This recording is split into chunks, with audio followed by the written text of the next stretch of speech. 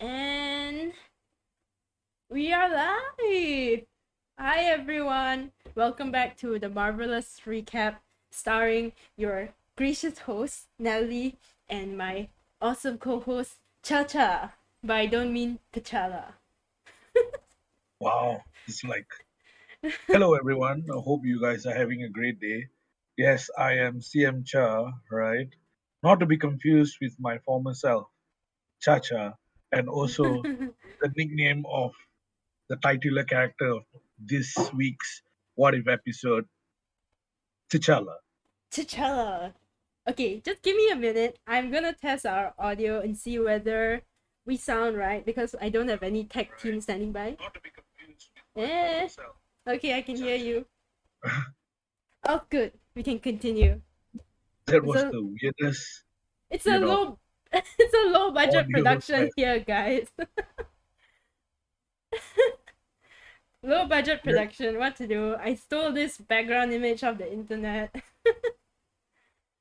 the Oh, only the only thing that went into this is my subscription to Disney Plus for 59 for 3 months. it's not too bad, right? Yeah, I guess I am Because enjoying it. I have Hotstar and I'm paying way too much. Uh, I am using Hotstar. That's the only way to get Disney Plus, like in Malaysia. oh, okay. So Yeah. are you using Astro? I am not using Astro, so I subscribed it I subscribed separately. But I guess I'm getting a lot of use out of it. I watched Phineas's Ferb again recently. I started watching Tangled the series, which is surprisingly lore heavy, and also of course What If. I've been following all of the Marvel series, and I just watched What If yesterday. What if episode 2 specifically? What if T'Challa became Star Lord? And from the get go, immediately everything is different. Shall we just jump right into it? Go ahead. Okay, with a click of a button, the Just image shall appear. It appeared. um, you know, uh, just to touch on last week's episode and how I miserably failed to predict anything for this episode because Marvel apparently doesn't like good ideas. You see, so What? number one, there's no iconic black music soundtrack. It's all sad. Number two, um, I think that was the first prediction I made, right? Number two, I expected them to be lazy, right, and tailor a few stories, like how they just reskinned Peggy Carter into Steve Rogers, right? But yeah, that didn't happen because this episode is vastly different from whatever that you would expect. So I apparently they've been, putting in the hard work. Um, you know, I might be wrong, but I'm pleasantly surprised. I was describing the episode to my sister because I am trying to convince her to watch it with me. I was telling her, episode 1 is kind of like what you would expect from this kind of series. Like everything kind of just follows the events of the first Avenger. And then there's episode 2, which when it begins just like takes a complete U-turn and goes like backwards and it goes places you never expect. And that's kind of like what I wanted to see from What If. So I'm really excited to delve into today's episode. Shall I start with the beginning? Go ahead. So the beginning of Guardians of the Galaxy, as we remember it, he's singing the like hey hey, and then he's like dancing with the rat, and then there's this iconic scene when he steals the orb, and he gets arrested and he says, "You may know me by another name, Star Lord," and it's like who? And I kind of went into it expecting that to happen as well. So when it didn't, and the guy was like, "It's Star Lord, legendary outlaw," and T'Challa's response, "Okay, that's not what I expected. That's not the response I was expecting." It's immediately the show is gonna take a different direction. But I just want to point out, there's of course the Watcher's beginning monologue, right? And he says something that is really, it just rings true throughout the rest of the episode. He says, "Is your destiny determined by your nature or the nature of your world?" And in this case, it's T'Challa's nature. Yeah, definitely. And as you can see, right, the person that you're talking about is Korra, who actually becomes a part of the Ravagers Yeah. later on, which is super weird, right? Korra, voiced by Jimon Honsu, right?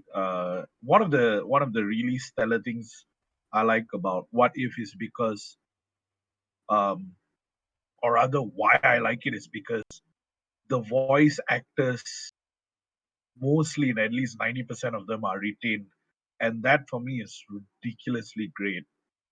And as you can see, there's like a lot of returning voice actors for this episode, including Benicio del Toro and Josh Brolin. Um, so Jimon Honsu returning to voice Korra and being an absolute fanboy when he sees Exactly. Star Lord. And I like how, Chadwick Boseman, or rather, T'Challa plays it down and says, it's not a name that, I officially am known by, or I rather be called, and that just shows the total difference between him and Peter Quill, who wants to be known as Star Lord, Exactly. and yeah, and T'Challa is so humble, and he says, um, and immediately there's this training, gimmick where the fanboy Korath tries to hit T'Challa, and he absolutely fails because T'Challa is just so crafty. And immediately you can, it's just so true to T'Challa's character, not just, his personality and his humility, but also his like fighting ability. Like Yeah, we already know like Peter Quill uses his guns and he uses his like speech to like outwit people, but T'Challa can literally fight. yeah, and he has everything that the Black Panther has: agility, speed, power, uh, quick decision making skills. And I think the ultimate um, power that T'Challa has is his charisma, and it just shows that wherever he goes, his charisma goes along with him and changes the very nature of even like the greatest villains. And, we'll address that in a bit. Yeah. Yeah, I think what I really like about this scene is that it immediately sets up who T'Challa is as Star Lord. Like he's not this like marauder character that Peter Quill and the Guardians of the Galaxy are, the ones that we know. He's actually like a savior, Robin Hood, steal from the powerless, give to the poor character, which is just I never expected that, but I love it. yeah. When Yondu, I mean, later on in the episode, Yondu kind of um, makes that reference, and it's so hilarious because that Robin Leach character is like Robin Leach. Clearly, we are talking about two different people. It's just but it's so great. It's so great. And immediately after this iconic opening scene, I couldn't have imagined it opening any better. We jump to that origin story of how T'Challa got taken in the first place, which I think was everybody's question, right? Like, what happened to Peter Quill? And they do kind of do their best to answer all of the questions. Like, Yondu, the decision here in this case that changes the timeline is Yondu decides to outsource this to his subordinates and they accidentally take the wrong person, which is hilarious because T'Challa and Peter Quill couldn't look more different from each other. Yes, like and we are not talking about like skin color here. We are also talking about facial features and just the background and origin of these people. And it's so hilarious because this is what happens when you outsource things. Uh, if you want something done right, you got to do it yourself. It's the same thing that Peggy Carter had to do. Well, I think who's gonna go in there? Is it Steve Rogers? Is it Howard Stark? No, yeah, I got to do it myself. So you want something done, you got to do it yourself. It's like an overarching, subtle theme, subliminal theme going on with What If. I see it, I see it. But we also get to see what T'Challa like was as a kid, which we don't get to see, in the original movies. Uh, in What If Episode 2, he's painted as this very curious kid that wants to explore the world because Wakanda is obviously in a bubble. Literally. a dome, I guess. So he wants to Yes. explore, and when he sneaks out at night, that's when he gets captured. And he, as a kid, like has no qualms about following this weird like space people into the literal like galaxy. And so this is how our story begins. Yes, and it's interesting to note that even after Yondu, acquires T'Challa, right? He doesn't like, wants to deliver him back. It showcases T'Challa's charisma as an individual, even as a kid, because he's so curious and he's kind of like gung ho, like, hey, you know what? Let's do this. Let's go on a space adventure when I'm like 10. I know, right? Like this kid is not afraid at all to be talking to this blue skin like alien dude who is so different from any like Wakandan that he grew up with. He's just like, let's go. Which is so funny. Yeah, but yeah, we can move on to the next shocking scene. I think okay, immediately like in this episode, it's just throwing like curveballs after curveballs, and it's I had to rewind. I actually had to rewind just to digest everything properly because this next scene we see Thanos. Like what?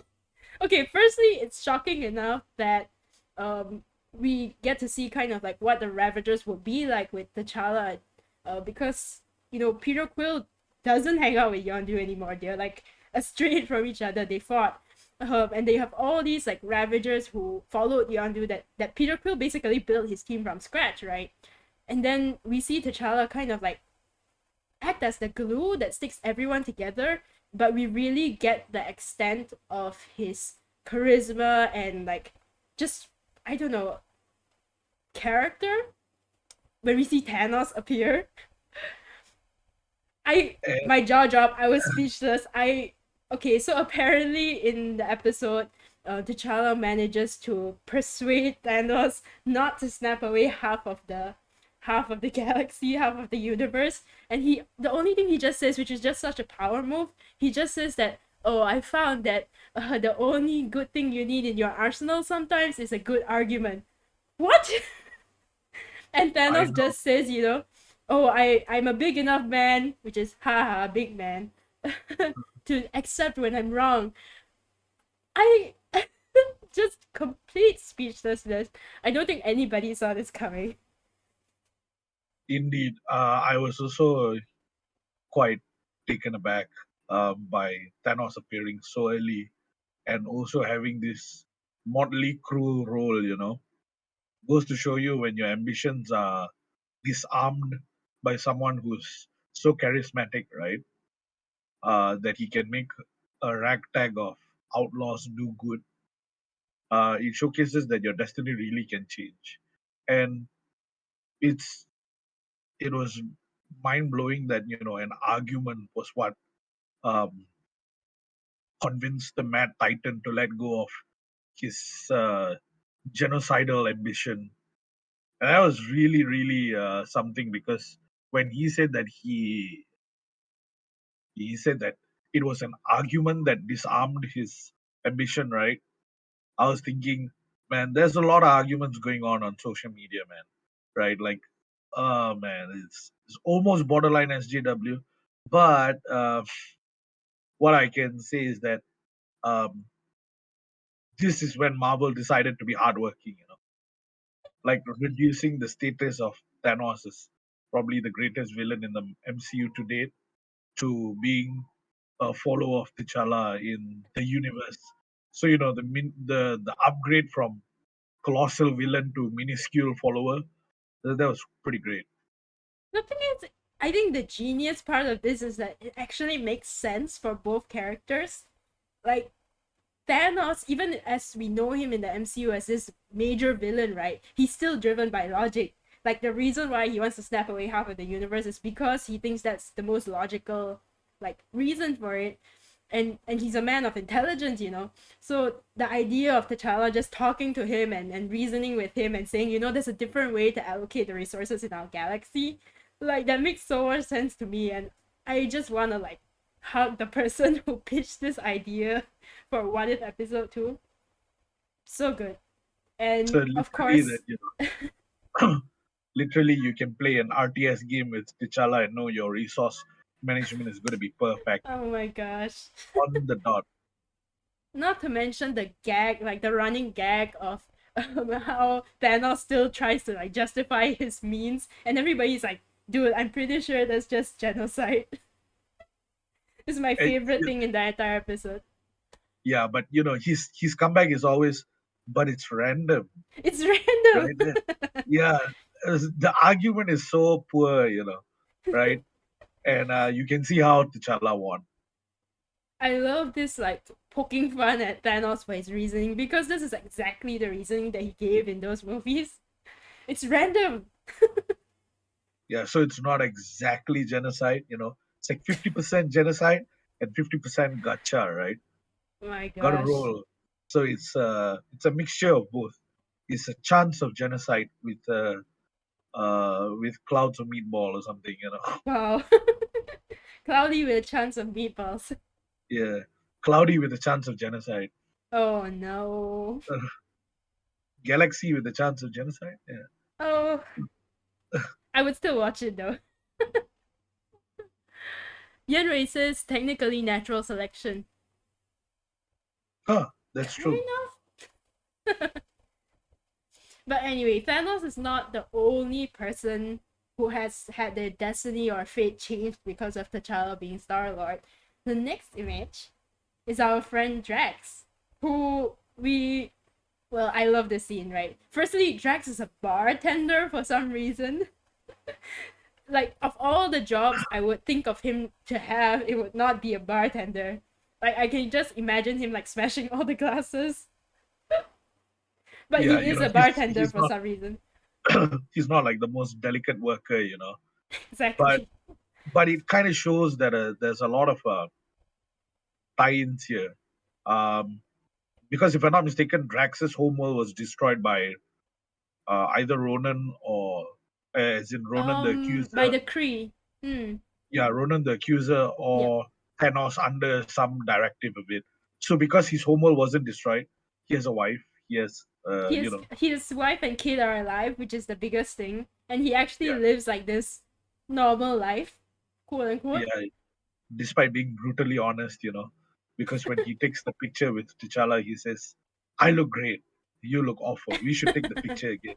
It's like that part didn't change, across um, timelines.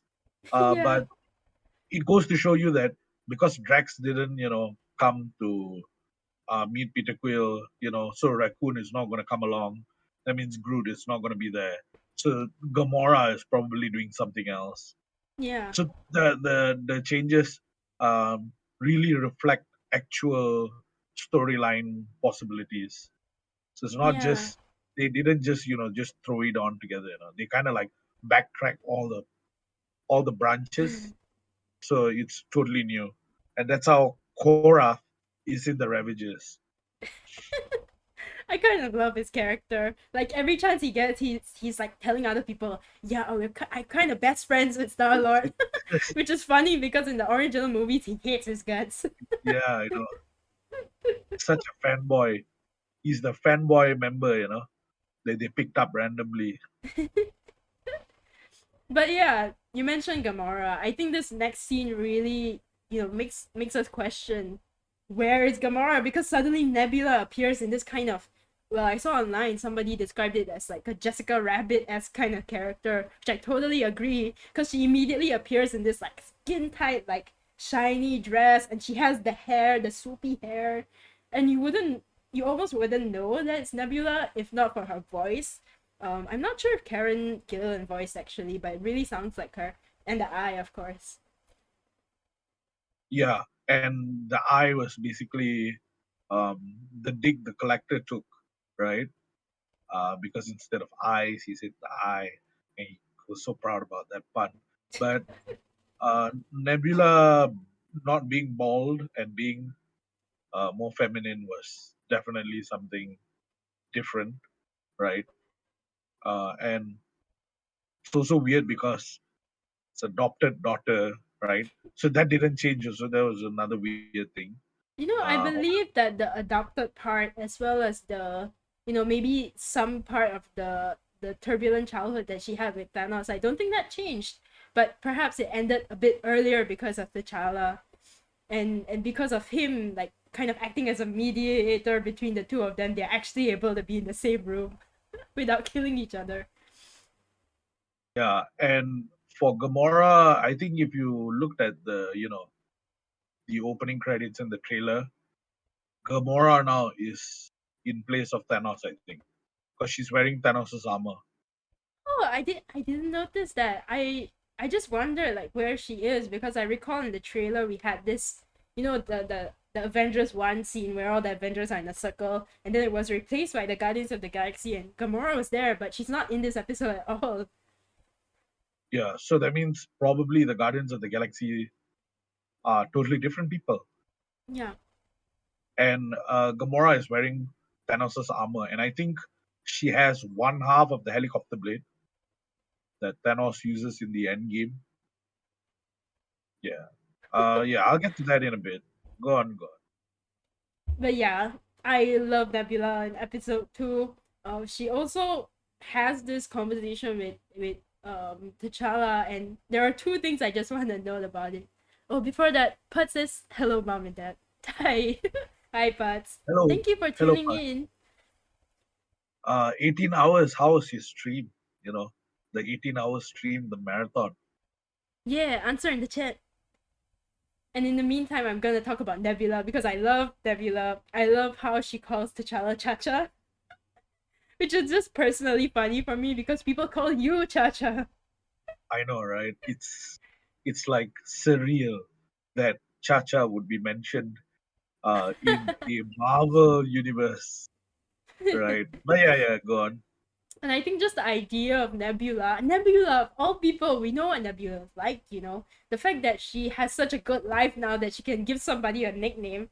Like the fact that she has a good friend enough to give them a nickname is so already like so different from the Nebula that we know. And I just love it. I love Nebula. And after this, they have the two of them have this conversation about a potential job, and this is when the idea of Wakanda being wiped off the map, like Wakanda being like a crater, comes in for the first time. And this kind of answers the loophole of why, you know, T'Challa never went back to Wakanda.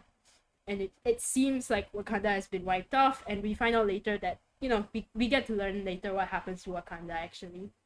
But this is pretty much the scene. It's pretty much me, like, me staring at Nebula, like, huh. So this is Um, how it turned out. for me, it was like same character. Uh, in terms of like characterizations, she's still nefarious. That's one way to put it, right? Because the twist comes at the end of the episode. Just that I think her nature now is good because of T'Challa. Hmm. But yeah, I think Nebula I was spilled interesting, definitely. I spilled some drink. Oh no. Oh well. Yeah, let's move on. So Nebula introduces the idea of this heist, and we find out who is actually running the galaxy now that Thanos is gone. And it's kind of the Collector, actually. This like buff version of the Collector, who is It is. just, what a bewildering idea. A buff Collector, I would never even thought of it. But turns out that he's now the kingpin of galactic crime, and they plan to steal what is called the Ember of Genesis, which is something that I'm totally unfamiliar with. But apparently it's very powerful, and they plan to steal it so that they can, I have no idea, feed people.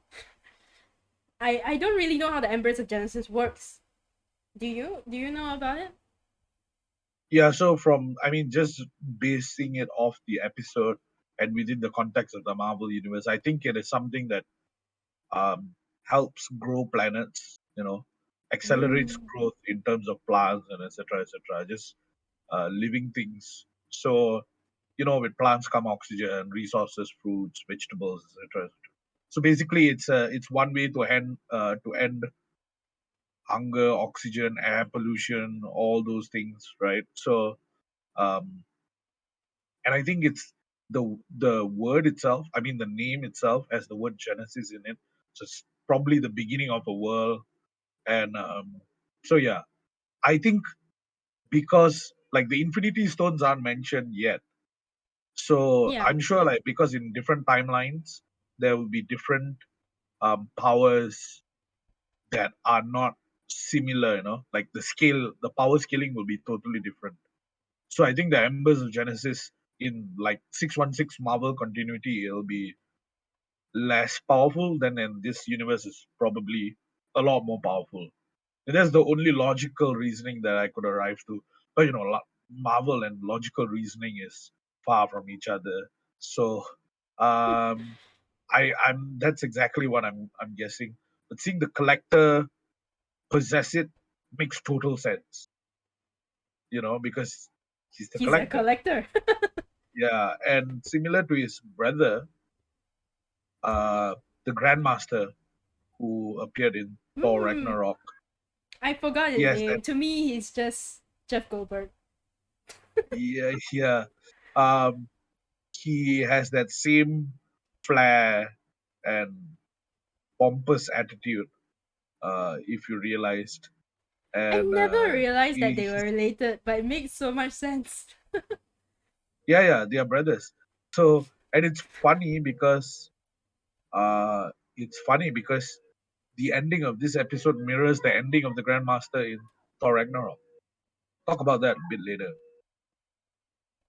Okay, okay. But I think it's still, shocking to me that there is this buff collector. He's like super like jacked now. Not to mention his collection is incredibly vast. It, Yeah, like when they plan the heist, which is, I love a heist movie. So when they're planning it and they're enacting it, we get this amazing scene of all the boxes of which he's trapped like so many beings, and it really shows the extent of power that the collector actually has in this universe. And it's actually the first time we've seen in What If, like, who are the big players. I think they did a really good job at showing it in this episode. yeah. I think he has a dark elf in possession. Yeah. He has a dark elf in possession. I think he has And an Asgardian. So a few other people that he has, including I forgot what that species is called. Korg. I think oh yes. it's a Cronenberg. I think. Hmm. I do want to Right. touch on that slightly later. Yeah. Go ahead. Yep. So I just want to go to the next scene because we get this amazing scene with Howard the Duck, who has appeared, if you remember. He has appeared, I believe, in the Captain Marvel movie once. He's appeared in the ending of one of the Guardians of the Galaxy movies, I believe, one of the end credits. But this Yep. is the first time we're getting a real like scene with Howard the Duck, and he's sort of like a meme in the Marvel universe, and he is clearly a meme in this episode as well. He starts talking about giving T'Challa directions, and he mentions, I just want to raise this because I'm a huge Lord of the Rings fan. He does mention that there is a piece of Elvish literature. Elvish. There is a total snooze fest. What I else think could it he's be? Come on. no, no, no, no, no. He's not talking about the Lord of the Rings. He's talking about the Dark Elvish scriptures. I can now. If you've ever read like the Lord of the Rings books, come on, Lord Yes, of the I Rings have. exists in canon, okay? In the Falcon and the Winter Soldier, Bucky talks about Gandalf. Come on. Wow, wow, Richards, calm down, okay, calm down. This, I don't think Marvel goes that far, but it is, he's just taking a shot at the Dark Elves, I'm sure. But I also love that Howard the Duck is an apparent like alcoholic. I have no idea what he's like drinking here, but eventually, like the T'Challa and Howard the Duck part ways because he can't get away from Happy Hour, which is hilarious to me. Yeah, an alcoholic, he has a lot of issues, and if you read back some of the comics, he actually has some stellar storylines. I Oh, am not joking. Like, it's pretty real. So, yeah. So I guess Howard the Duck will always be that weird Donald Duck character in the Marvel universe that they will Yeah, just pull out. if Donald Duck like wore a suit and was like fast talking and everybody could understand him.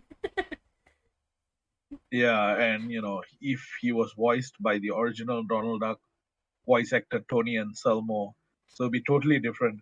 But it's just funny because um, Howard actually knows the place. Like he gave directions. Yeah, So I'm not sure if that alludes to him like possibly being able to break out, but it raises a lot of other questions as well. Like why hasn't he escaped yet if he knows exactly what to do? So it's probably he's just lazy lah. I would love to see a Howard the Duck like spin-off series. Like the Pet Avengers. I would love to see one of those silly like series. Yeah, DC is already um, DC is doing that already. Mm-mm. I want to see Marvel. This is what the podcast is named after. The Marvelous Recap. I know. I'm just saying that DC has already done it, and it's going to be a full feature length film. What? Yeah, Oh the my League of Super gosh. Pets. I told you this already. I didn't The know it crypt, was a the, full like feature film. yeah, and Crypto is the main lead, and Crypto is being voiced by Dwayne the Rock Johnson. Of course. Yeah, there's a lot of other names as well, but let's not detract from DC. Okay, go back to Marvel. Yep. So in this next scene, we actually go back to what happened to Wakanda. Let's see. Next photo. Yep. T'Challa discovers this Wakandan spaceship and realizes that Wakanda wasn't actually wiped off the map. They were actually searching for him all this time. So he it's a big realization for the character because he realizes that Yondu lied to him about what happened to Wakanda. Yep. And the hologram of King T'Chaka is honestly so sad. He's still searching for his son after all these years, and it makes you think like, oh god, one day they just woke up and realized that T'Challa wasn't in his bed. Yeah, they let him wander too far, and he did. But that brings back the question that he didn't die, and he didn't have to drink the weird potion. Not sure what they call it. That mixture, that herb mixture, the Black Panther mixture that brings him back to life. So that was a chronological difference, but um, it's not shown here, not in this image, but as he approaches this Wakandan spaceship, right?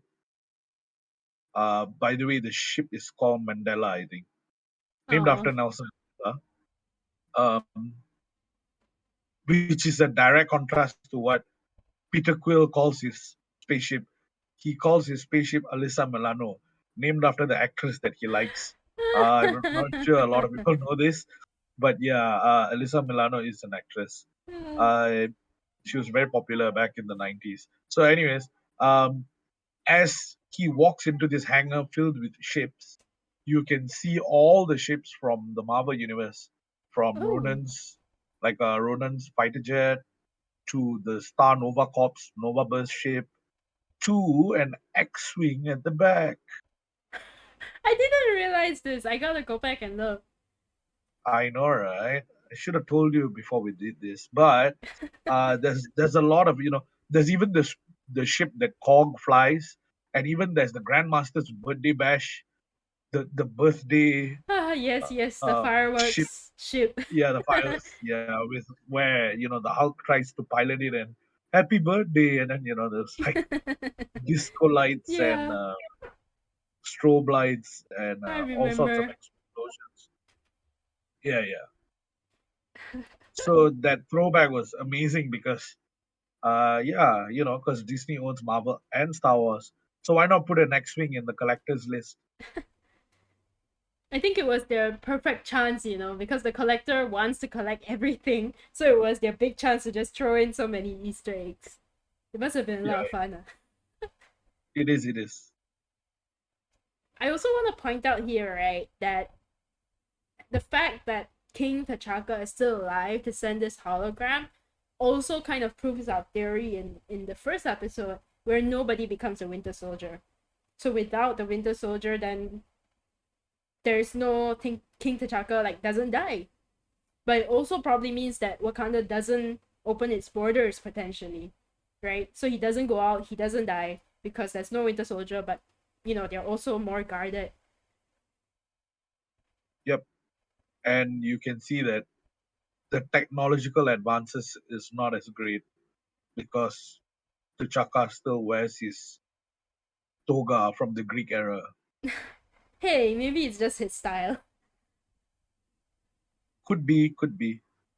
But also, yeah, that I believe that is a direct consequence of T'Challa not being there. Because in the Black Panther movies, T'Challa was the number one person pushing for Wakanda to open its borders to be a part of the world, right? So without him there, like I'm pretty sure they just kind of bubbled themselves up. Yeah, but as you can see, Shuri is still there, and the Dora Milaje is still formed. Yeah. So those things are going to be intact. So I think there will be a Black Panther. Um, just have just have to see who it is, because Killmonger definitely becomes Iron Man. We don't know that yet, but there will probably be an episode about it. That's the next episode, I think. No, no, I think the next episode is Loki. Oh, okay. Anyway, back to this. After this, we find out that next picture, Nebula betrays them, kind of. She betrays them, and then they have this huge fight. Yondu and T'Challa, because they're talking about how Yondu betrayed T'Challa, how he lied about Wakanda, and then there's a huge series of events, and then it turns out that yeah, Nebula didn't betray them after all, and it's a huge ploy by T'Challa. But it turns out that the one thing that they didn't plan out was the fact that the Wakandan ship was there, and they didn't know it was gonna be there. But other than that, everything seemed to go according to plan, which is just a showcase, I believe, of T'Challa's strategy, his strategic abilities. Before this particular scene, there was a scene where Yondu talks to T'Challa, right? Yep. And you can see that this is where the Robin Leach thing comes into play. And there's like Yep. a bright, shining light Oh, this from is the a window. while back before they even go to the collector. But yeah, Yeah, yeah. basically they were talking about why they do what they do, right? And because they didn't want to like go against the collector because the collector is such a huge villain, like a huge influence. And Yondu was like, I'm not gonna do it, I don't care. And that's when T'Challa, has to convince Yondu, and Yondu is like, what would I do, I'm gonna do it for you. And there's like this light that shines on T'Challa, which is basically a visual representation that no matter where he goes, and despite his skin color, right, he will always be the Whoa. light, that shines on others. Um, and that is reflected here because uh, he is the light for Nebula and also the light for the Ravages. Yeah. Um, and it showcases that they had Yondu and T'Challa will fight because of the spaceship, right? Because Mm. Yondu told him a lie, whereas Peter told Yondu a lie. So the lies were reversed, right? Because of their family and etc. etc. So yeah, that I is the think he difference. That's the correlation and difference. Yeah, I think speaking of T'Challa being the light for everybody, I think it really shines through that he is king material. Like we see that in Black Panther, we see in all the other movies that he's in, like he is a born leader, and now the fact that he's in like out in the galaxy, we really see that come true because he literally changes like the entire galaxy with his goodwill. Yeah, no matter where he is, right, he becomes a king regardless. Yeah. I mean, his name is Star Lord. He's still a lord, you know. Wow. As he At says, least, he's not comfortable being called a lord, but that's just T'Challa for you. yeah. So the I mean the next two scenes are basically, um, it's the implication of betrayal and the double take of the betrayal. the triple like cross, as Yeah, Korra puts it. yeah, the triple cross. So it doesn't really happen. So, everyone is in the know. I think it's And so nice that like Nebula and T'Challa has such a close, trust, and it's really clear in this scene. Nebula is sort of like almost his right hand man of sorts. yep, that's true. Yeah, and I also really like, although it's not pictured here, I couldn't find a picture, but the whole argument between Yondu and T'Challa, it's very Guardians of the Galaxy 2 actually, where they explore more of Peter and Yondu's kind of familial relationship, and they do touch on it in this episode where Yondu does have this soft spot for T'Challa, and he treats him like a son. Just so nice. I like that Yondu has his soft spot regardless. Indeed, I agree. Anyway, what happens after this scene is I wrote notes. What happens after this scene is they confront the collector, right? Yep, I I just want to point out here that okay, all of them have escaped. They're all fighting their respective battles, but I think this is by far the most important one, where T'Challa and the Collector face each other and they fight. And Yondu is also there, but I'm not pictured here because I wanted to show this image of his weapons collection.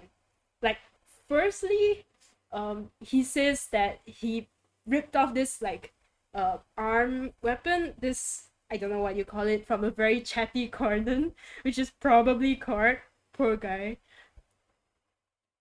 he's he's definitely more than 6 feet under at this point. Poor Korg. And then Yeah, if I mean, it couldn't be any other cog, lah, right? There's only one definitely. chatty cog. Yeah. And then, as if it adding like insult to injury, he pulls out this like weapons rack, and immediately, of course, the shield draws my attention. Captain America's shield. So I guess Captain Carter's shield, possibly in this universe. Then we see Mjolnir as well, and then immediately below it, you see Loki's helmet. I believe you don't see it very clearly, but it's possibly his daggers as well as other assorted weapons.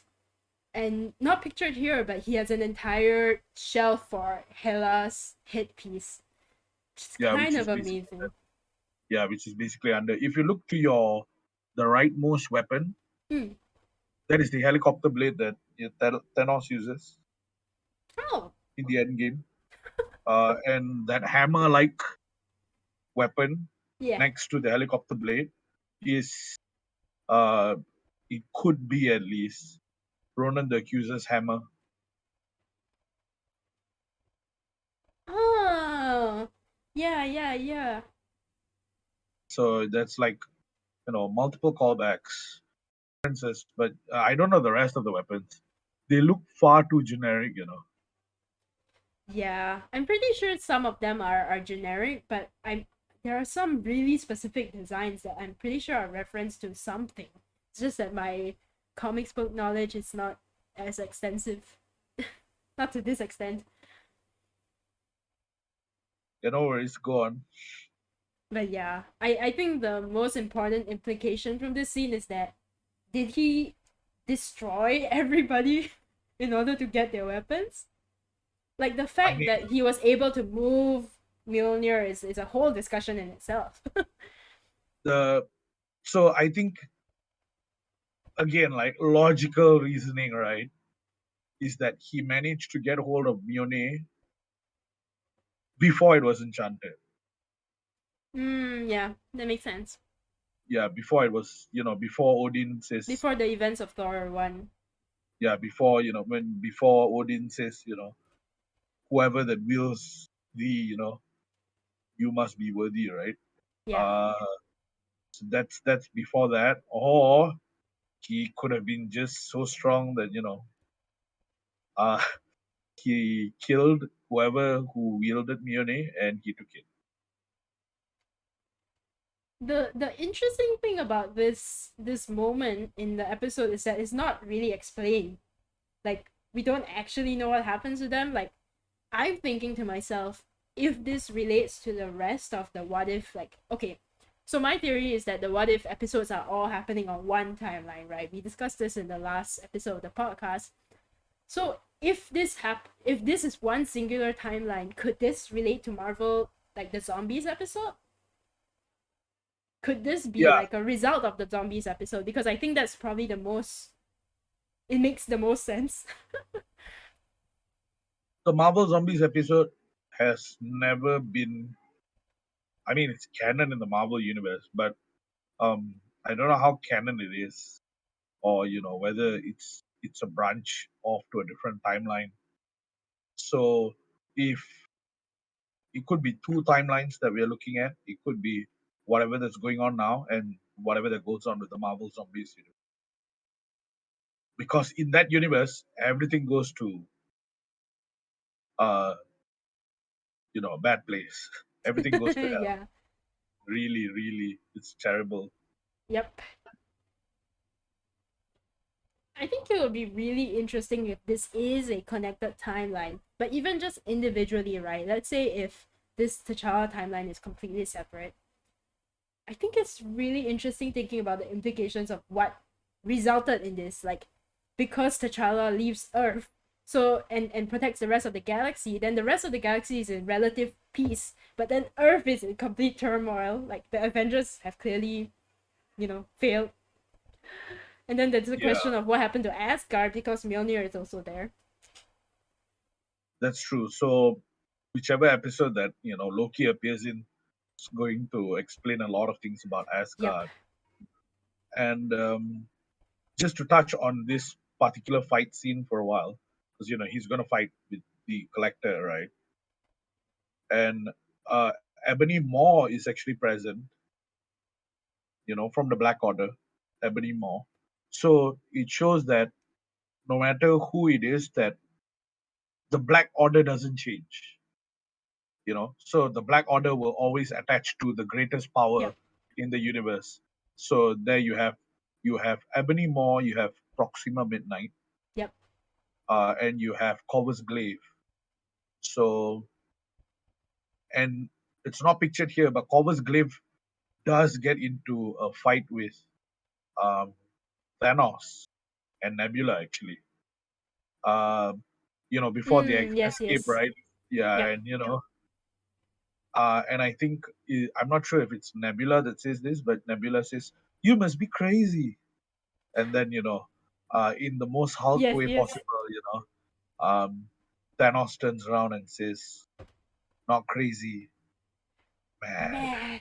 Right? Literally, because that is his moniker, the Mad Titan. Yep. And without the Infinity Stones and without his armor and his weapon, right? Thanos is just as powerful as Corvus Glaive. And this showcases that the Black Order, who was behind Thanos in the original timeline, they are really strong, as proven by um, Ebony Maw Proxima Midnight, because Proxima Midnight actually slashes Thanos' leg, and Corvus Glaive actually overpowers him until before you know there's a few embers of Genesis that escape and literally grow out of Corvus Glaive, Yeah. right? Which populate the planet, which looks like a skull. So now it's going to have a green afro. So it's so funny. So yeah, that was the climax of the episode in terms of the big fight field. And of course, um, T'Challa defeats the Collector. And the funny thing is that while not pictured here, he gives the command, that The arm head. bracelet, Yep. yeah, to Karina, who's also another Yeah. canon character. Gives it to Karina, and Karina unleashes all the collectors cube species specimens, right? And Yeah. all of them corner him into that tube, that containment tube, right? And that is the juxtapose. That is basically the exact same thing that happens to his brother in the final in Thor Ragnarok's Yeah. uh, ending scene. You know, when all the people rise up against him, Yeah. right? So it showcases that one of them will always face the ire of the masses. Yeah. That makes a lot of sense. And that is such a cool scene. I think it's so true to to T'Challa's character to like kind of leave the power back in the hands of the people. It's so him. I really like that. it's um it's a cool, it's a cool reference, and it's also a cool um um what you call this, it's like a nexus event for them, because it showcases that no matter where which timeline is, these guys are always bad or always being oppressive, you know, um, holding other people in slavery, which is what exactly the Grandmaster did. So the Yeah. collector here didn't, really stray far from his brother's intentions. So there you have it. That was the climax, that was basically the climax, the big fight, and the resolution, and Karina's small cameo, though it was a funny one. It was a good, like all things considered, it was a good climax to the episode. But I think the most emotional part is what happens after, right? You know, all of the Ravagers managed to escape with their lives, which is a miracle in itself. Yep. And then Yondu and T'Challa make up. You know, they their argument reaches its conclusion. You know, Yondu apologizes for lying to T'Challa, and they decide to where to go next, and they actually end up going back to Wakanda and see what happens, Yeah, which it was a is nice, it was the a nice next. throwback. Oh, not this one. Which is the next photo. Yeah, it's just so nice. Like the fact that they go back to Wakanda. The fact that T'Challa introduces his new family, or as he puts it, the family that he picked up along the way, It's and such a and weird way to put it that way. but it's so cute. Come on. And then the way that Yondu, introduces himself and says that your son is a galactic hero. Yeah, It's yeah. But it's heartwarming because he comes back, and he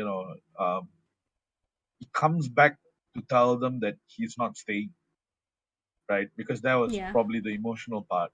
Because after being away for so long, he actually came back, says sorry, or whatever, right? He says, he still has to do what he has to do. And the yeah, father, being who he is, being a king, he knows that his son is doing good. Maybe not in Earth, but outside of it, and even far more, uh, far more far-reaching places than Earth. There's a lot of um, loose ends that were tied, yeah. and it was less tragic as well because nobody died in Wakanda. Yeah. So you cannot Wakanda forever. Wow. I do think it is heavily implied that, he comes back to sort of reunite with his family and kind of reassure them and apologize as well. But the final implication is that he's still gonna leave. He's still gonna go on and become a, Guardians of the Galaxy and all of that. Yeah, it's heavily implied. But I think the part that really got me is when they're sitting around on this table and they're King T'Chaka is asking like how this came to be in the first place, how he got taken in the first place, and Yondu starts to explain himself very truthfully, and T'Challa just cuts in and says that I was lost and Yondu found me, and that is just oh so nice, and it sums You up know, their relationship perfectly. it's what was that? I think he says the same thing to Peter Quill in one of the Guardian of the Galaxies. I think it was uh, GOTG2, where he says, yeah, he might be your father, but he ain't your daddy, Yeah. you know. So I think that was GOTG2 when they were going up against Ego. Ego. Yep. Yeah, But this scene also has its funny bits. You know, when they bring back the Thanos genocide gag, and he's trying to yeah, explain it to Shuri, I believe, or one of yeah, the Dora Milaje, and he's explaining like, it's random, and she's like, I'm pretty sure that's genocide. yeah, but it's random. I And love it. they were all like, still dumbfounded, and Korath was still there. Just so weird. And I think we didn't touch on this, but this happened early on in the episode. They always say Ravagers don't fly solo. Ravager does. I'm sorry. Never fly I solo. right. Ravager never flies solo. Yeah, that's how exactly how he says it. I have successfully replicated Chadwick Boseman's accent. It's okay. I can't do impressions to save my life. Don't do it, Richards. Don't. You just Mm. have to reach further than what's allocated. Continue. Uh, yeah. So the last scene we do see Ego though. There was Yes. surprise. Next picture. Yes. I went into the episode, right? I just have to mention this. I went to the episode expecting them to replicate the whole 80s music, but instead of Peter Quill, it would be T'Challa. But this scene really proves that the 80s music thing and the music thing in general is Peter Quill's thing. We fade out on them in Wakanda, and it fades into a Dairy Queen, actually, where Peter Quill is mopping and he's listening to the 80s music. And we see Ego. Ego finally finds his son, but the circumstances are totally different now. Like, Peter Quill is a young adult. He didn't have all the adventures of being a Ravager, fending for himself, making friends, and all that. He's just literally a normal person. And then Ego finds him, and there's this sense of doom, as the narrator says that, this might be the end of everything. Yeah, I totally forgot what was Ego stick, but apparently like he has to like makan his son or something, right? And then they're like, No! oh, okay, I No! totally forgot. So, basically, Ego was trying to find purpose in Guardians of the Galaxy 2. So he goes around and, like, basically tries to have an offspring that has the Yeah, celestial power, so that they can basically conquer the universe. Because through their energy, like, they can harness the energy of basically life, I guess, and they can use it to create galaxies and destroy galaxies if they want. And he was trying to, convince Peter that this is only logical. But Peter, being half human, he obviously doesn't think that it's okay to just destroy galaxies at a simple like stab, or. So that was the whole gist of Ego, pretty much, from what I yeah, remember. it's very forgettable. So, Yeah, quite. um, fun fact, right? Because you brought up Celestials, Mm, just so you know, the Eternals are also Celestials. yeah. Actually, Ah, wait. I believe they were created by Celestials. yeah, I'm part still Celestials. not like, yeah. I'm still not fully I guess educated. I didn't do my research yet on the Eternals, but it'll be interesting to see like whether this scene with Ego actually pans out to another episode, because it does It does, seem it a does. little bit strange. Yeah, if they end it Yeah, here. I mean, after watching episode 2, I'm sure that Marvel has some rules to follow. They can't just what if something for fun, you know. Yeah, but And apparently it's only been Peggy two Carter is episodes. going to, yeah, apparently Peggy Carter is going to make a return, and apparently T'Challa is going to make a return. So Oh, it's not the only episode uh, that you're going to see both T'Challa and Chadwick Boseman's performance. oh, Peggy Carter will also that's return. great. I think after this we have that scene, the tribute scene, of course, to Chadwick, and it's just so sad. And Yeah, I'll be really sad if this was his final performance for Marvel. But you saying no, that no. that he might come Uh, back for the rest of What If episodes, yeah, I'm I, hyped. it's I think it's not just what if. I think he did something else also Huh? that we are not privy of. So this may not be the last performance. But yeah, now all the people who made fun of Chadwick Boseman dressing up as a hobo, you know, because he was growing What? thinner and thinner, right? And he Yeah, was sick, right? All these yeah. people are now, they all should be cancelled. People were saying, "Oh my God, this guy, Black Panther earning so much but dresses like a hobo. He's so thin, he can't even afford sushi and They clearly whatever." haven't like seen any rappers before. Yeah, So what I can say is that all of them, you all should get cancelled, social media and in Wow, life. wow. I'm not gonna support or deny that statement. But yeah, it is a sensitive issue. But I'm just personally as a fan, and just seeing like the way that the episode panned out, and I think when they were doing the project with Chadwick, they also knew that this was gonna be one of the final projects.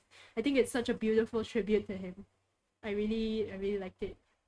Yeah, it goes to show you that in the Marvel universe, I mean, at least in the past 2 decades at least, um, the force of good is not only Steve Rogers, but Yeah. it's also T'Challa, and T'Challa is um, basically um, T'Challa is basically Barry Allen in terms of like parallel positioning. What to Superman? No, basically T'Challa is Barry Allen when you compare Marvel and DC. Because no matter what happens, right, Barry Allen will always be good. So basically, Marvel's person who doesn't change no matter what, is not just Steve Rogers, but is also T'Challa, who will always become a superhero. So Oh yeah, yeah. in the DC universe, when they talk about the multiverse, right, um, Barry Allen is always a good guy. So yeah, you can see the mirrors, which is nice. It's just that Barry is white and T'Challa isn't. Barry Allen is like the whitest possible guy The ever. whitest job has the whitest job. He's a cop. Yes. Yeah, but he's the juxtapose of it is really nice. I really like it. So this episode ranks pretty high. Yeah. Like ranks higher than the previous episode because number one, Captain America, isn't my cup of tea, and T'Challa, and the fact that they went so far as to make Thanos, your drinking buddy, that is a I huge really I change in what it really like the characterization. I have to say, I want to see more like bro Thanos. Like, yeah, exactly like bro you said, drinking Thanos. buddy Thanos. Yeah, bro Thanos. Yeah, Yeah, he's your so bro. it's also funny that that like I'm gonna like be riches for you with me saying this, right? So like the Wakanda Forever sign, right? Mm-hmm. That is like the universal straight edge sign where there's like no smoking, no alcohols, no drugs, right? Okay. And Wakanda Forever, and that is exactly what T'Challa is. And fun fact, uh, the wrestler who embodies straight edge, um, the lifestyle itself is CM Punk, and he made a return yesterday to like he broke the internet for a while, uh, and basically I Uh, don't know if like they based T'Challa off the straight edge lifestyle hmm. because they are honor bound people. So it's yeah, I'm just being Richards here. Reaching. It's very reaching, I have to say. Yeah. So approved by Richards herself. Wow. Although I do like, speaking of Steve versus T'Challa, right? I do feel that they're, although they are both good people, there are a lot of market difference between them. Like, I feel like what makes Steve such a compelling character for me is that he's good in the midst of all this corruption of man, right?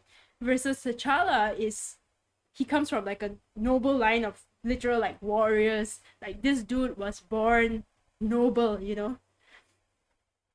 And Yeah, I and feel like, he's you know, their journeys are slightly different, but they're still both very righteous and good people. And I would really love it if they explored that difference a little bit more in What If, although I don't think they will. yeah. You know what? I can't wait for the Captain Marvel episode. Oh man, So I'm gonna apparently the rip it mm, apart. I have to say that oh god, I forgot. Reaching too far, eh? I recently watched a movie. Oh yes, I recently watched Birds of Prey, right? Just to dip into DC for a little bit. I recently watched Birds A of Prey, marvelous and then hour. I wait, just a little bit. Okay, a little bit, just a toe, a pinky toe. But I recently watched Birds of Prey and then the new Suicide Squad, and I feel like what DC does really well with Harley Quinn is what Marvel has managed to fill with Captain Marvel. And I feel like, yeah, in terms of like a story of women empowerment, if you're trying to go for that angle, Harley Quinn and the stories that she has done in Birds of Prey and the Suicide Squad franchise is so good. I feel like I can see that they're pushing for female empowerment in the story, but it feels less try hard because Harley herself is a flawed character. But when I compare it to the Captain Marvel movies, I feel like, although I do enjoy it to a certain degree, she's totally unrelatable. Like, she's perfect, you know? There's no journey of empowerment. There's nothing that makes her relatable as a human being, much less like a woman, right? So I feel like they, yeah, I'm just pointing out the difference because I watched both franchises quite recently, both Captain Marvel and DC Harley Quinn.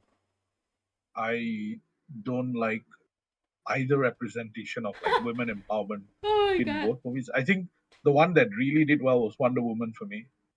really? Original Wonder Woman, not 1984 and not 2017. Not the Justice League, right? Just the original Wonder Woman, yeah, I don't think because I've watched she those was not. Yeah, of course. Uh, because I'm not the old. the reason why the original Wonder Woman, also played by Gal Gadot, um, the reason why it's great is because she goes toe to toe with men in it. So if you want to establish women empowerment, you have to put yourself not against other women, right? You have to showcase that you are playing in a field of men, right? Which is Oh, exactly what Peggy Carter did. So Peggy Carter is the Wonder Woman of this world. So yeah, now I that is just me connecting about women empowerment. But I'll be frank and just say that I don't like Captain Marvel. At least this Marvel, I like Janice Well so much better. And yeah, yeah, Karen, what did I say? I do. Wow. I hope you don't get cancelled for that. Bring it Although on! Bring it on! I don't know. Have you watched Birds of Prey? Not to like tangent too far. No, I haven't. I don't Mm. plan to. I think because the characters there are totally not interesting, at least in that setting. Also, when Birds of Prey, the comic book came out, I was also there. Uh, don't worry, it's a trash comic book. I think it's an alright movie, but I think you're gonna have to watch it in order to see what I mean about the female empowerment story in that movie. But I do agree Anything, about Peggy. I think A- that. Hmm? anything with Harley Quinn now, right, is really hard for me to swallow because she's Why? flavor of the week. Like Harley You're just Quinn trying as to be like hipster, is it? no, because the Harley Quinn that I know has like a lot more depth to the character because she's a Stockholm syndrome person. Yeah, Now this they is just make her exactly why you comedy should relief. watch Birds of Prey. Exactly. Never mind. You watch it first, and we can talk about it later. Okay? Because I feel like all of your arguments now like are relevant to Birds of Prey, but you haven't watched it, dude. You are just saying, you can be right later than be right now. Wow. Just go and I watch don't it, know. That's okay? okay. Fine. If I do Terrible. have the time, I will watch it. Okay. But this is not the avenue to talk about it. You are, disgracing Marvel, despite Marvel being like 20 years ahead of DC Cinematic Universe, which is totally non-existent. What can I say? I talk about what I watched recently. Anyway, I do agree about Peggy. I'm really excited to see how they push her as Captain, I guess Captain Carter in the What If series. And I guess for Captain Marvel, I am not such a big fan of the character, but I am excited to see where it leads as a franchise or as a storyline because there are a lot of interesting like branches like the Skrulls. There's Kamala Khan, right? There's Monica Rambeau. I'm excited to see where those go. But anyway, we've tangented far enough. I guess that's You the end tangent of. Ugh, please. reach reach Richards, right? Anyways, yeah, go on. Huh. Anyway, that's the end of What If episode 2. It was a Yes, good one. I am excited to watch the next one. I think it's the Loki episode, and I'm a huge like. I really like Thor and Asgard, and in general, I love I those. I still believe it's the Killmonger episode. I'm not sure what you're basing this on. Is it like a Uh, lucky guess or something? no, I saw like a post about it. Oh, okay. Yeah, Then yeah, probably because I keep thinking that they are going to bring in Iron Man next, I'm whoever it is. I'm not sure. The sources are also not really reliable, but I believe it's between one of those two lah. But either way, it'll be an interesting episode. Yes, look at my Spider-Man T-shirt. When is Spider-Man gonna come on? I'm pretty sure it's gonna be one of the final ones. No, Unfortunately, will Tom Holland be voicing him? I don't know. Anyway, that's it for today. Uh, we will be back next week to discuss the what if episode, whatever it's gonna be. We don't know yet. We'll see you next week. You're just gonna have to follow our Twitch to find out when we cover it next week. And here are some of the other shows that are gonna be going on. Tonight will be Teamfight Tactics with Alfred. Yeah, they play Teamfight Tactics, which I know nothing about, honestly. Yeah, I do play with Alfred. Oh, yeah. He got lucky recently. Wow. He got a 3-star action and he got first place. I'm Disgusting indeed, gonna disgusting. I'm gonna pretend I know what that means.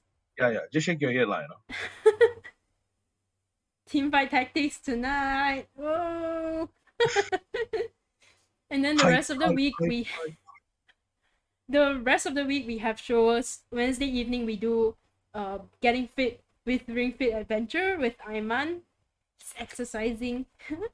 Yeah, Iman Thursday got night really we tall. he's already tall. I mean, just plug in the switch, right? Like Iman got really tall by doing the fitness exercises. Wow. You Wow. know, yeah, I'm stretching the truth here, right? Just playing with the reach Richards and stretch the truth. You know, yeah. I'm just Go gonna on. Thursday night is Legends of Runeterra with Amos. I believe He's, he's in plat ready, so he's just trying to go as high as possible. I'm. I think he's either going to continue his journey or he's going to like play the roguelike PvE mode, which is the Saltwater Crusade or Lab of Legends. Either way, I'm in gold, and I don't know how Amos got to platinum because gold is really tough, man. Either way, I am going to pretend what that is. Okay. Hype, hype, hype, hype, hype. And then Saturday afternoon will be Trash or Treasure with Damon. I don't know what game he's gonna be playing, but if you're looking for like unique games that you don't know whether it's Trash or Treasure, it should be a fun time with Damon on Saturday afternoons. And then Saturday night, you're I gonna think hate. the You're game gonna is. hate. I think the game is a Beyblade game. I think, right? That was yesterday. Huh? You're out of date. Oh damn. Didn't watch that. You should go and I watch the guess it was replay trash. by Yeah, yeah. I'm gonna following watch the our replay. Twitch channel, watching the replay. You know, we're almost at affiliate, almost. Go on. And finally, Saturday night. I announced this yesterday, but I'm gonna say this again. I know you're gonna hate this, child, so don't say anything, okay?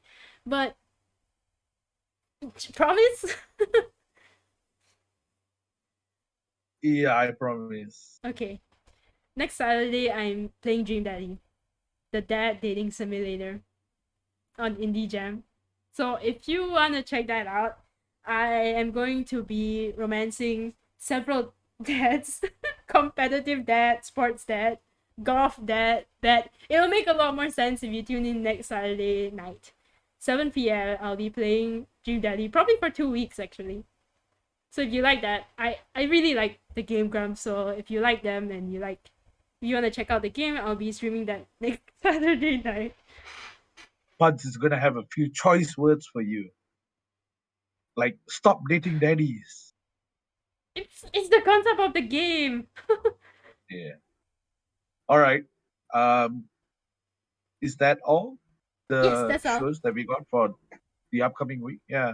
It's all great shows. Hope you guys tune in, support Ayman, and make his life a bit more miserable by asking him to do the extreme mode. Anyway, that's it for today. Follow us on Twitch, YouTube, Facebook, Instagram. We are literally everywhere with the same handle. And that's it. Thank you for tuning in for the Marvelous Recap. I hope you enjoyed today's episode, and we'll see you again next week. Bye. Bye, guys. I have to find the. Okay, bye.